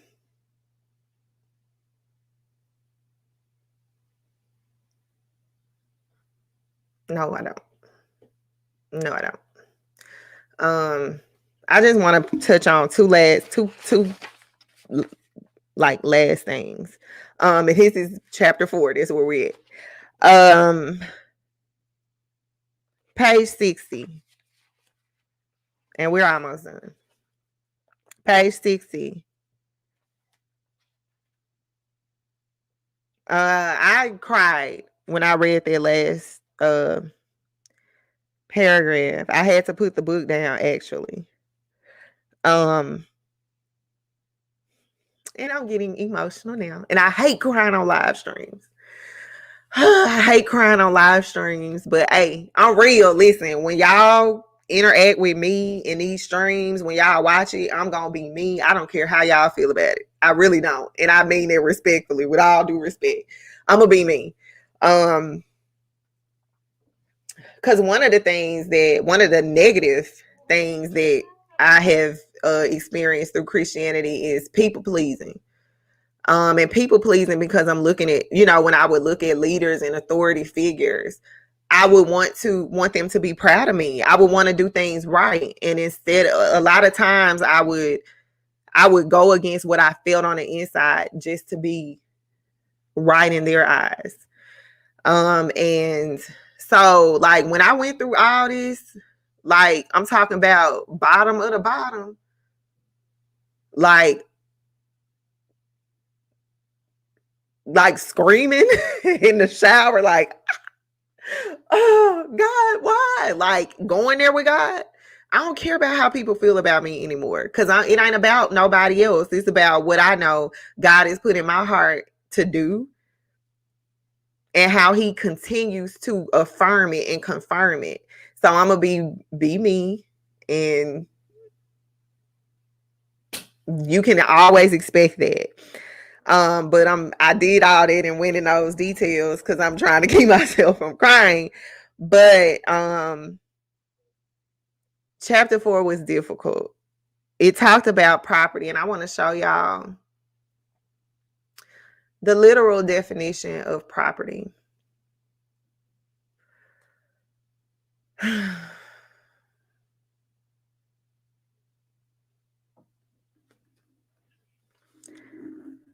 Slaves could be used as collateral for loans and were often sold as part of the estate when an enslaver died.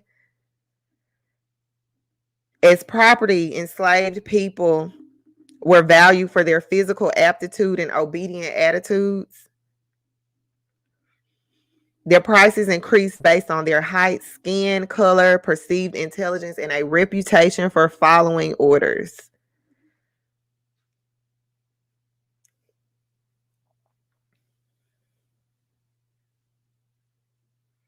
I am like torn apart.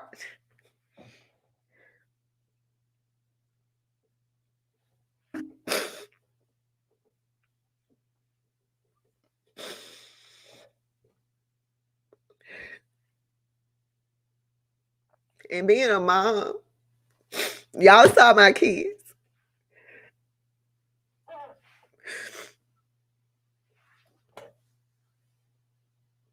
I couldn't imagine my kids being taken from me and I never see them again.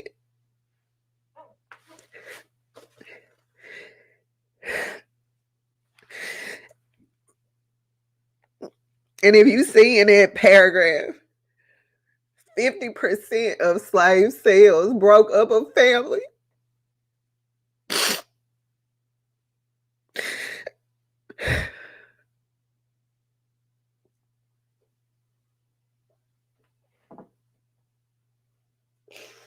That's why, we have to do DNA tests and things like that to figure out where we come from. And most of us will never know, ever. Ever. We could never know. And it pisses me off when Christians don't want to have this conversation. Because they supposed to be serving the same God that I do.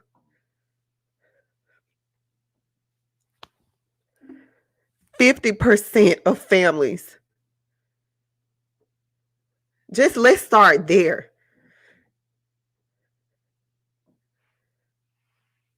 You go from just the horrors of even making it alive. Then the only people you know, you never see again. You wake up day in and day out to work, be beat, be raped, maybe be sold, work, beat, raped.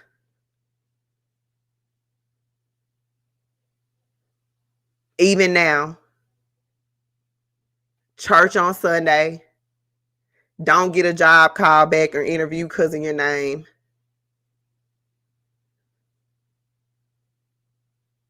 President tell you he ain't doing nothing for black people. People telling you to go vote for him. Your parents pushing you to achieve in life because they think that means something. Dealing with the fact that you black before you anything. You're actually black before you're Christian too. And that's something that a lot of people don't realize. Y'all think they cared if George Floyd was a Christian or not? What they do to Martin Luther King? Wasn't he a pastor?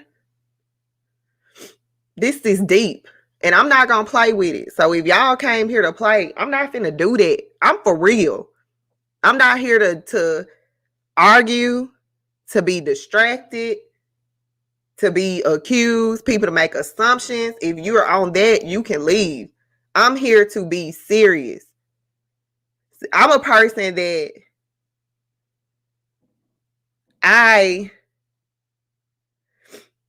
think about the bigger picture. I like to sit with things.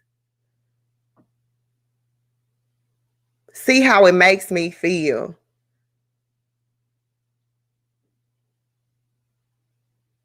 And really interpret my feelings. Like, why am I feeling like this? Why am I going through this?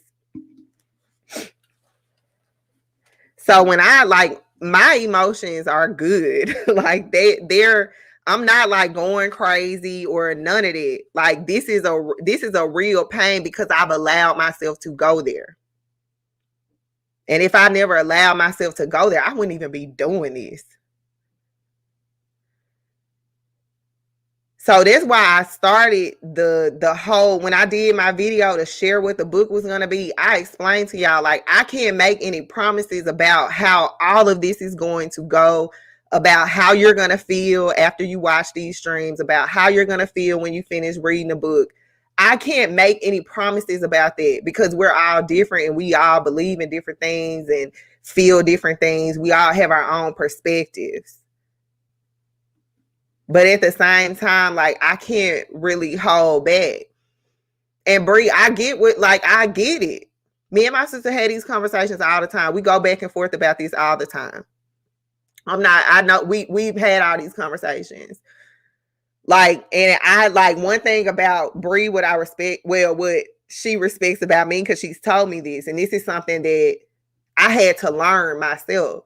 Like I told you, God did something when he put me and Tony together, because I wouldn't be able to go there with my sister and have the type of conversations that we had I not gone through that with Tony. You have to be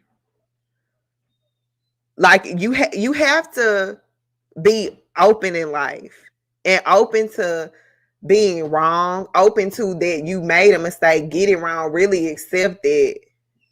You got to be open that other people did it too. And after you allow yourself to feel all these things, you have to start making sense of it. I get that. No, that is what it's supposed to be. That's what the Bible says. That's not different from what people think. We know that. But you're saying that just like the evangelicals are. So what's the point?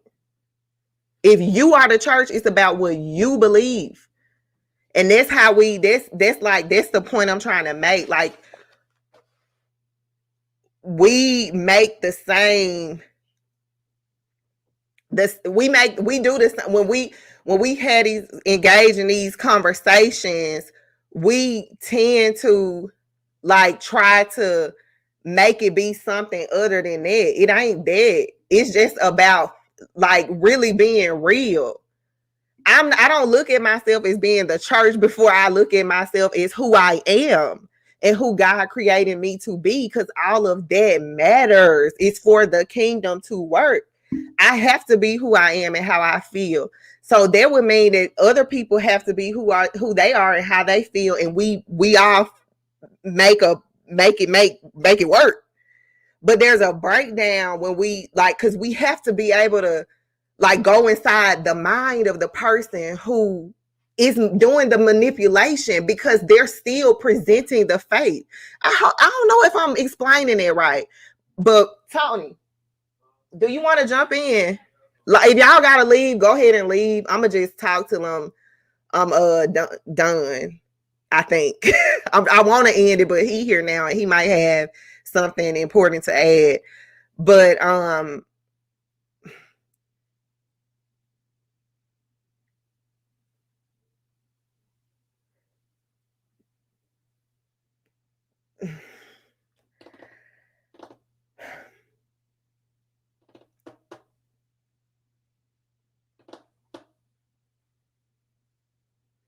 so, okay, I'm gonna ask you a question, Yolanda.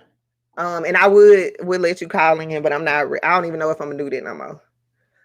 Just because of the vibe, But I want to control this conversation. Maybe I'm a control freak, but I want to control this because this is on YouTube. YouTube is different. It's open to the public, so people will. A lot of people will, more people could find it. I just want to keep this controlled and centered and make sure I keep a hold on it. So maybe I will like let you call in, because I know you have a lot to say. I know Nick said he had a lot to say, so that you can kind of like get it off your chest. But if I am the church and I am flawed and I need God, how am I not allowed? Am I gonna let him fully be in me? Because that still leaves it up to you, if that makes sense. So that gives people an out. That gives people an out. And that was one of the reasons why there are different versions. Like, I know y'all have heard of the missing books of the Bible, because some people believe that, this particular book wasn't inspired by God, and they made those decisions, again, tampering. But one of the problems that a lot of people who like to use a version of the Bible that's not common, like, I forget the actual name of the version, but I'll put it in the comments once we get off and I find it. But there's another version of the Bible that a lot of black Muslims, not black Muslims, I'm sorry. The maybe no, that black who is the group? It's another group, but they use a different version of the Bible, and their reasoning is that those books, some of the books that were taken out was because they wanted to be able to actually have room to manipulate it and be able to weasel out of whatever it was. I've been planning to do something on the Apocrypha. I feel like people who knew me from church would be like, this girl done lost her mind. But there was a slave Bible. There was a slave Bible, and I'm finna show it to y'all.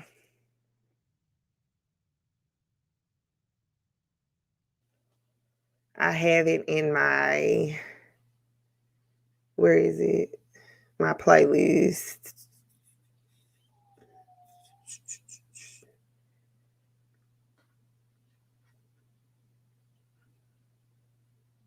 Bear with me, y'all. I'm trying to pull this up. We ain't even had the same Bible, and we still don't in many ways. Where is it? Discussion references. Okay. There is here we go. I'm gonna let that ad play. Y'all still there with me? Did I lose you? I hope I ain't lose y'all.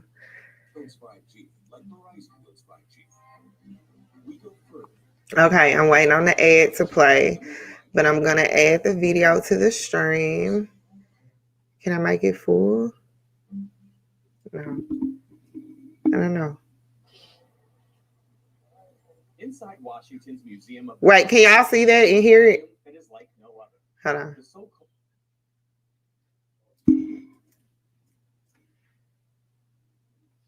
Okay. I'm trying to make the video as big as I can.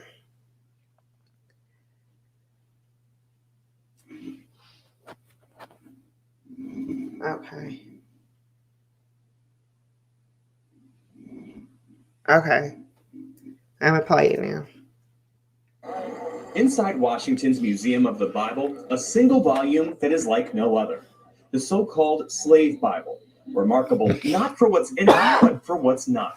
So about 90% of the Old Testament's been removed, and about 50% of the New Testament's been removed. To put it another way, a normal King James Version has 1,189 chapters in it. The Slave Bible has only 232. Missing are chapters and verses that might have encouraged uprisings. Book of Exodus, redacted. No story of Moses demanding Pharaoh, let my people go. Gone is Galatians, and the verse, there is neither bond nor free, for ye are all one in Christ Jesus. And no Jeremiah, woe unto him that useth his neighbor's service without wages. What they've left in are verses such as Ephesians 6:5, which is the famous verse, slaves, be obedient to your master. Looking at this Bible, it's hard to tell that anything's been taken out of it. That's correct. I mean, it looks like a normal book. For many enslaved Africans, this would have been the first time they were exposed to the Bible. A Bible selectively edited to instill obedience, using religion to underpin the horror of slavery. When people encounter this exhibit, what lasting impression do you want them to leave with? Well, we want to pass the message on that may this never happen again. The Bible itself is a whole book. It's not one that you get to carve up and use this piece or that piece. The Slave Bible designed to repress rebellion, but it didn't work. Enslaved people in the Caribbean constantly fought against slavery until emancipation. I think it's very relevant to understand our history, not just American history, but our African American history, our roots, and how we got to this point. A dark chapter in the history of the good book. Jeff Bennett, NBC News. What y'all think about that? What do y'all think about that? Somebody commented under it. They were like, don't you love how this topic gets 2 minutes?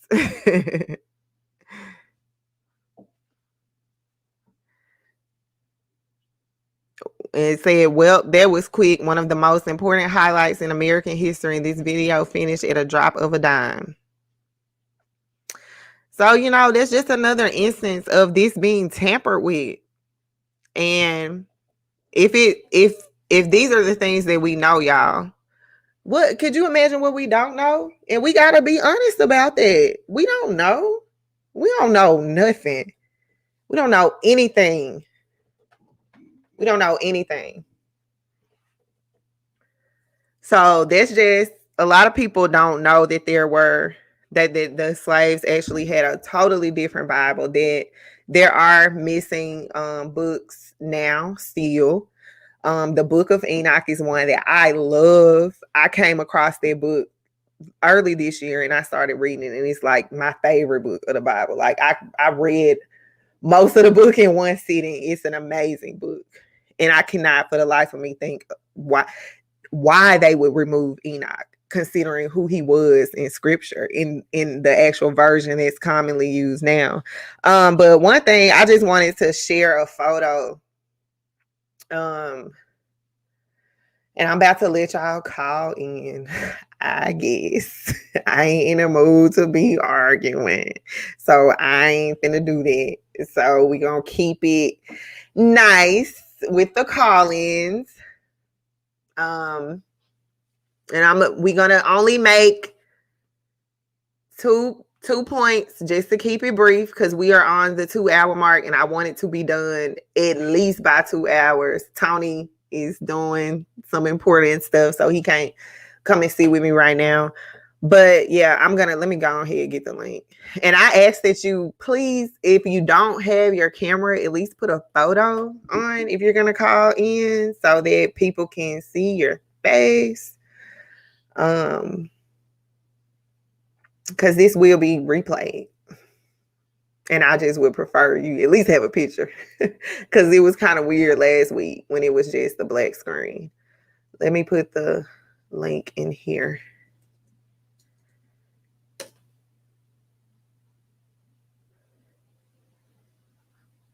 So it's showing that it's streaming. Oh no, this is the YouTube for the book club's channel. So that is the link. The link is in the chat. Please at least have a photo if you're gonna come in. But while y'all are deciding if you want to do that, I just wanted to show this picture. This photo is from the is it Washington? Let me see. I think no. Is it Washington? Whitney Plantation. This photo is from the Whitney Plantation. Tisby went into in the book on page 61. It talks about pregnant slaves, that pregnant slaves would work up until the minute that they gave birth.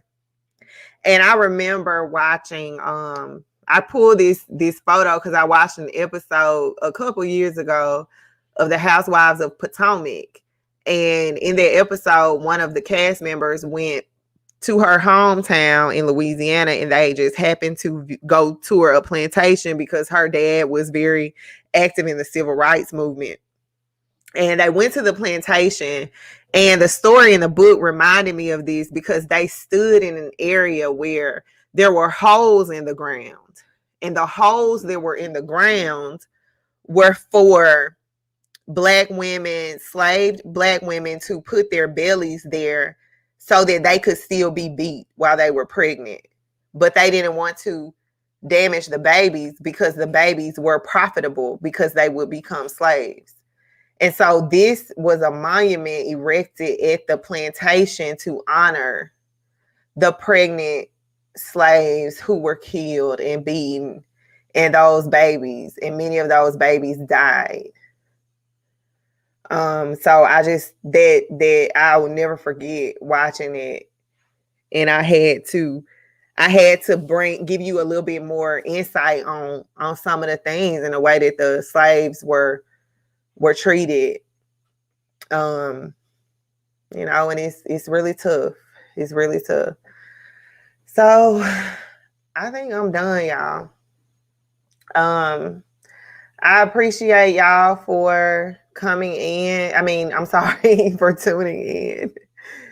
I appreciate you. This book club is very important to me because I take faith very seriously. I take the issues in the Black community very seriously. And I am working to leave my children a better world, doing everything that I can to deal with this. Because the reality is, if we're parents, if you Black and you a parent or you want to be, your kids are going to be left with this. They're going to, everything that you feel, everything that you tried not to feel, everything that you don't want to touch on, everything that you don't want to make a move on or think about it or address, they're going to get there too. And what legacy do you want to leave your children, your future children?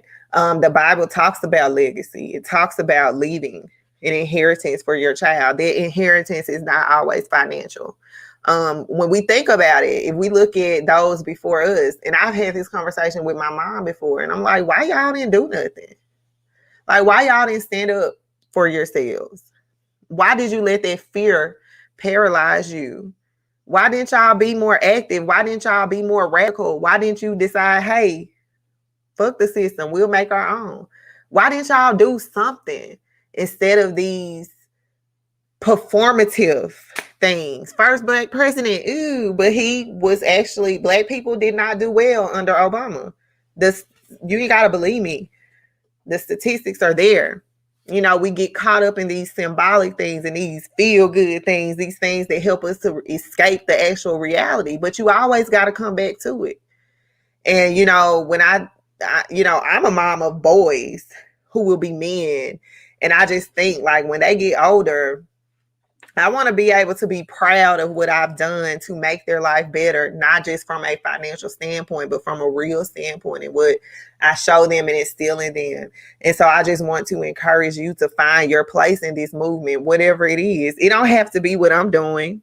It doesn't have to be a book club. It doesn't have to be live streams. It doesn't have to be that. But if you're a Christian, if you identify with Christianity, then this is on you. It's on us. This is on us. We got to be the generation to get it right. Otherwise, it's not ever going to be right. And then we have to also look at ourselves. Is God going to be pleased with what we've done? That we all know about this issue. Is he going to be pleased with the work that we've done to rectify it? When I think about, like, how things are, the conditions of the world, from, homelessness to whatever you want to, homelessness, violence, mental health, lack of access to things. Those are fixable problems.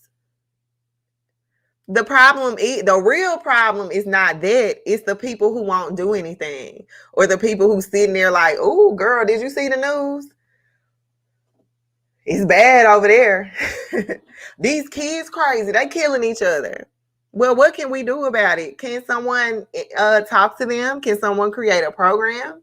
Can we feed the homeless and not tie it to a prayer? Can we give people housing and shelter and treat them like human beings? Because we're all humans. Race is made up.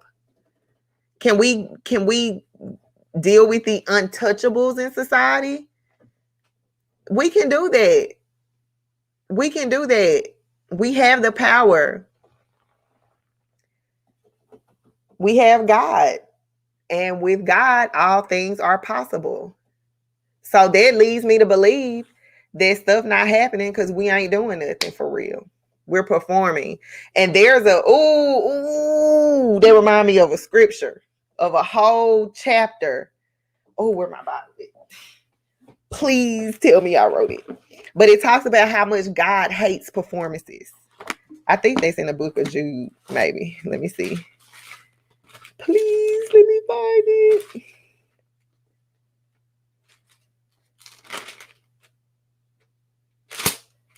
Nope, it wasn't you. Anyway, I'm gonna find it. I'm gonna find it. That part of the. Oh, here it is. It's in Revelation. Ooh, that's the spooky book, right? It's in Revelation. It talks about lukewarm Christians, lukewarm. It talks about God hating lukewarm faith. God is angered by religion that puts on a show but ignores the actual doing part. So I will leave you with that. God doesn't do performative religion. He's about that action. So it's time for us to be active. This is my charge to you, to be active. Do whatever you feel like God has led you to do, that he's created you to do, that he's made you, all the skills and talents and interests and all of that you have. There's something in that. There's a purpose tied to that. There's a purpose tied to that. So that's what I'm gonna leave y'all with. Y'all didn't call in. I don't know what to think about that, but I am appreciative for y'all being here, for reading with me, because I have been very lonely lately. I've been very lonely, very, very lonely from a spiritual standpoint, with people who can kind of relate, at least from the perspective of being in church your whole life and now like learning these things. I've been searching for that community. And so far, I could only find it on YouTube. So this was my effort to try to create that community that I was looking for. So it means everything to me that y'all are here, all four of y'all. It means everything. I really love y'all. And I hope you have a good night. And we will see each other again next week, Lord willing, for a continued discussion.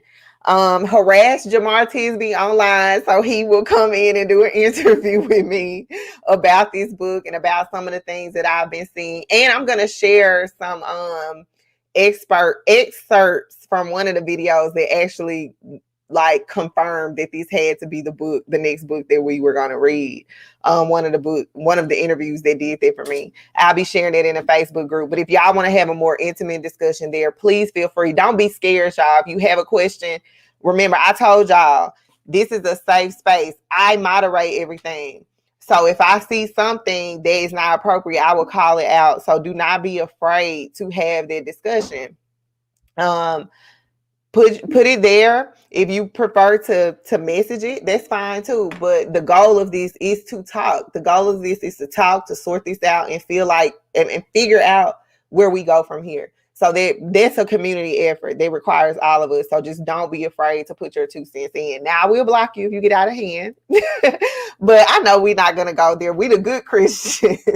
I promise I'm not being funny. I promise I'm not being funny, but we the ones that got it together just a little bit, just enough to dive into this. We got it together just enough for that. I don't know about the rest, but we got it enough to at least talk about this and try to do something about it instead of just being passive. So I love y'all. Good night. Thank you for being here. And feel free to share these broadcasts with whoever you think would benefit from it. And I'll see y'all next week. Bye for real this time.